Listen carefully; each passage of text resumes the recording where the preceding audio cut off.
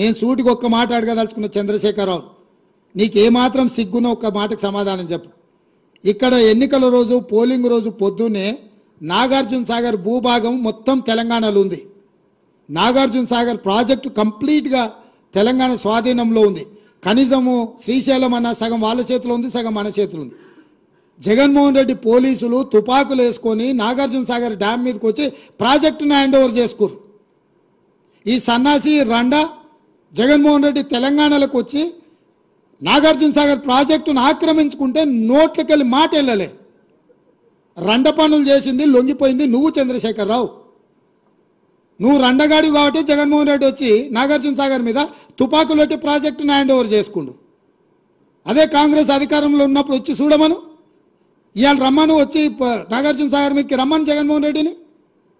నువ్వు రండగాడివి, జగన్మోహన్ రెడ్డికి ప్రాజెక్టును తాకట్టు పెట్టి తుపాకులు తీసుకొని వచ్చి నాగార్జున సాగర్ డ్యామ్ను ఆక్రమించుకుంటే పల్లెత్తు మాట మాట్లాడలేదు. నువ్వు పోయి కేంద్ర ప్రభుత్వానికి ప్రాజెక్టులను హ్యాండ్ ఓవర్ చేయడానికి నిధులను కేటాయించినోడు నువ్వు వచ్చి మమ్మల్ని బదనాం చేస్తావా, మా మీద మాట్లాడతావా? వాస్తవాలు ఇట్లుంటే అబద్ధాలతోని అధికారం కోల్పోయిన నిరాశ నిస్పృహలతోటి ఈరోజు మమ్మల్ని బదనాం చేసే కార్యక్రమం పెట్టిండు. అందుకే నేను సూటిగా ఈ ఆధారాలు మీ ముందలు చెప్పి మీ ముందర మాట్లాడితే రేవంత్ రెడ్డి సెక్రటేరియట్లో సమావేశం పెట్టి చాలా మాట్లాడిండు. ఆయన కథ ఏంది, ఆయన కమామిస్ ఏంది అని ఆయన మాట్లాడతాడు. అందుకే నేను సూటిగా ఈరోజు మంత్రివర్గ సమావేశం అవుతుంది. అసెంబ్లీ సమావేశాలు ఎప్పటి నుంచి ఉంటాయో సాయంత్రం వరకు మీకు చెప్తాము. అసెంబ్లీ సమావేశాలల్లో వైట్ పేపర్ ప్రాజెక్టుల మీద రిలీజ్ చేస్తాం, ప్రాజెక్టుల హ్యాండ్ ఓవర్ మీద చర్చ పెడతాం. 48 గంటలు నువ్వు కోరుకుంటే ఇంకెక్కువ కావాలన్నా తలుపులు మూద్దాం, భోజనాలు అక్కడనే పెడతాం, బట్టలు తెచ్చుకో, మేము వస్తాం. మామ అల్లుడు మీరు ఇద్దరు రాండి, లేకపోతే ఎంబడి కొడుకుని తెచ్చుకోరు, అవతల మీ బిడ్డ ఉంటే ఆమెను కూడా ఉమ్మడి సమావేశాలు పెడతాం. ఒకవేళ చర్చ చేద్దామంటే శాసన మండలి శాసనసభ ఉమ్మడి సమావేశాలు ప్రత్యేకంగా ప్రాజెక్టుల మీద జలాల మీద చర్చ పెడతాము. మాకెవ్వరు లేరు, నేను మా ఉత్తమ్ కుమార్ రెడ్డి గారు ఇద్దరమే మాట్లాడతాం. సంబంధిత శాఖ మంత్రిగా వారు మాట్లాడతారు, ముఖ్యమంత్రిగా నేను మాట్లాడతా. చంద్రశేఖరరావు, హరీష్ రావు, తారక రామారావు, కవితారావు నలుగురు మీరు ఒకరి తర్వాత ఒకరు అలచిపోకుంటే ఎంతసేపు అయినా మాట్లాడదాం, చర్చ చేద్దాం. నీకు చిత్తశుద్ధి ఉంటే, నీకు నిజాయితీ ఉంటే ఈ చర్చలకు రాకుండా ముఖం చాటేయకు చంద్రశేఖరరావు. నీకు నిజంగానే నిజాయితీ ఉంటే నీ 10 ఏళ్ల పరిపాలనలో తెలంగాణ ప్రాంతాన్ని, ఎడారిగా ఉన్న తెలంగాణ ప్రాంతాన్ని సస్యశ్యామలం చేయడానికి, పచ్చని పైర్లు పంటలు పండడానికి నువ్వు కృషి చేస్తే పూర్తిగా నదీ జలాల మీద, సాగునీటి ప్రాజెక్టుల మీద చర్చ చేద్దాము. చర్చ జరిగినంతసేపు నువ్వు కూర్చోవాలి. నువ్వు మాట్లాడినంతసేపు ఎంతసేపు అయినా మాట్లాడు, నువ్వు నీకు అనుమతిస్తాము, నిన్ను అభ్యంతర పెట్టము. నువ్వు నీ అల్లుడు, ఎందుకంటే 5 ఏళ్ళు ఆయన మంత్రి, 5 ఏళ్ళు ఈయన మంత్రి సాగునీటి ప్రాజెక్టు, 5 ఏళ్ళు ఈయన ముఖ్యమంత్రి, 10 ఏళ్ళు ఈయన ముఖ్యమంత్రి, 5 ఏళ్ళు ఆయన ఆర్థిక మంత్రి. వ్యవహారం అంతా మామ అల్లుల మధ్యలోనే జరిగింది. మీకు పూర్తిగా అవకాశం ఇస్తాం.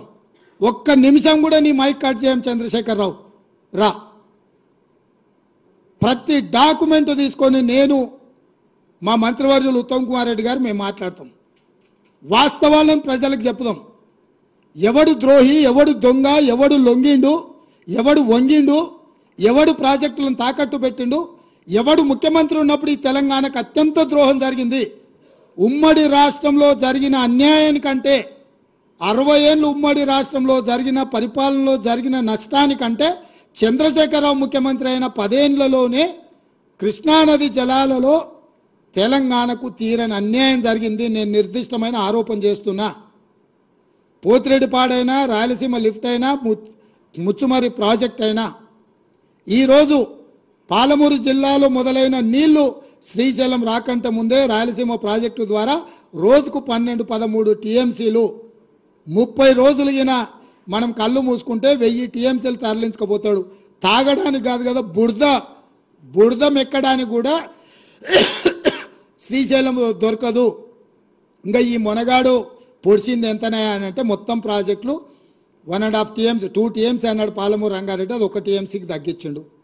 1/2 టీఎంసీ కల్వకుర్తి, 1/4 టీఎంసీ ఎస్ఎల్బిసి, అన్నీ కలిపితే రోజుకు 2 టీఎంసీలు కూడా మనం తెచ్చుకునే పరిస్థితి లేదు. ఈరోజు పాలమూరు రంగారెడ్డి, కల్వకుర్తి, ఎస్ఎల్బీసీ అన్ని ప్రాజెక్టులు లెక్కగట్టి నిజంగా అవి పూర్తి చేసి 100% ఆ నీళ్లు మనం ఒకవేళ తెచ్చుకుంటే శ్రీశైలం కంటే ముందుగాల మనం తీసుకోగలిగిన నీళ్లు బిలో 2 TMC, వాళ్ళు per day 13 TMC.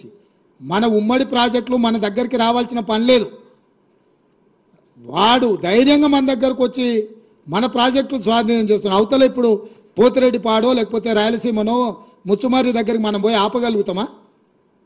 12-13 TMCలు per day తరలించకపోతే వారం రోజులు చూడనట్టుంటే 100 TMCల నీళ్లు మాయమైపోతాయి. 100 TMCల నీళ్లు పోయినాక ఏం బురదమెక్తావా?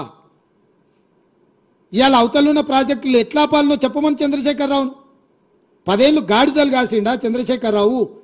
12-13 TMCల నీళ్లు తరలించకపోవడానికి ప్రాజెక్టులు జగన్మోహన్ రెడ్డి కడుతుంటే, చంద్రబాబు నాయుడు కడుతుంటే అడ్డుకోవాల్సింది, కేసులు వేయాల్సింది, ధర్నాలు చేయాల్సింది, నిరసన తెలపాల్సింది, జంతర్ మంతర్లో ఆమరణ నిరాహార దీక్ష చేయాల్సింది వదిలేసి కేంద్ర ప్రభుత్వానికి ఫిర్యాదు చేసి ప్రాజెక్టులను ఆపించే పని చేయకుండా ప్రగతి భవన్లో లేకపోతే ఫామ్ హౌస్లో వండుకొని ఇవాళ ఆయన నల్గొండ జిల్లాకు పోయి నిరసన తెస్తాడంట. నల్గొండ జిల్లాకు నిరసన కంటే ముందు అసెంబ్లీకి రా, అసెంబ్లీలో చర్చ చేద్దాం, ఇవన్నీ ప్రజలకు చెప్దాం తారీఖులతో సహా. ఏ రోజు ఏ ప్రాజెక్టులు మొదలైనవి, ఏ ప్రాజెక్టులు పూర్తయినాయి, ఎవడు ద్రోహి, ఎవడు తెలంగాణను ముంచింటూ, ఎవడు తెలంగాణ ప్రజల్ని వంచిండో 100% ప్రజలకు వివరిద్దాము. నేను మళ్ళీ సూటిగా చంద్రశేఖరరావుకు సవాల్ విసురుతున్నా. రేపు రాబోయే బడ్జెట్ సమావేశాలలో 2 రోజులు వైట్ పేపర్తో సహా ప్రాజెక్టుల మీద స్వాధీనం చేసే విషయాల మీద చర్చ చేద్దాము. 2 రోజులు సరిపోలేదంటే అదనంగా కూడా చర్చ పెడదాము. చర్చ పూర్తయ్యే వరకు నువ్వు అసెంబ్లీలో కూర్చోవాలి. కాళ్ళు నొప్పి, కంటి నొప్పి, పంటి నొప్పి అని ఇంట్లో వండుకొని నువ్వు నాటకాలు వేస్తే నీ నాటకాలను ప్రజలు గమనిస్తలేరు అనుకోకు చంద్రశేఖరరావు. నీకు ఆడ నొప్పి లేస్తుందో మాకు తెలుసు. అధికారం పోయిన తర్వాత నీ నొప్పి ఆడలేస్తుందో తెలంగాణ ప్రజలకు తెలుసు. కాబట్టి వీటన్నిటిని దృష్టిలో పెట్టుకొని ప్రజల్ని కేసీఆర్ మళ్ళీ గందరగోళపరిచి మోసం చేయాలని నాటకాలు ఆడుతుండ్రు. నిన్న మన కొడుకు అల్లుడు బిడ్డ మాట్లాడిరుగా చిన్నగా చూస్తున్నాడు, చిన్న రంగంలోకి ఎట్లొస్తే బాగుంటుందా అని. నువ్వు రావాలి, చర్చ చేయాలి, మేము సిద్ధంగా ఉన్నామని చెప్పి మీ ద్వారా చంద్రశేఖరరావుకు తెలియజేస్తున్నా.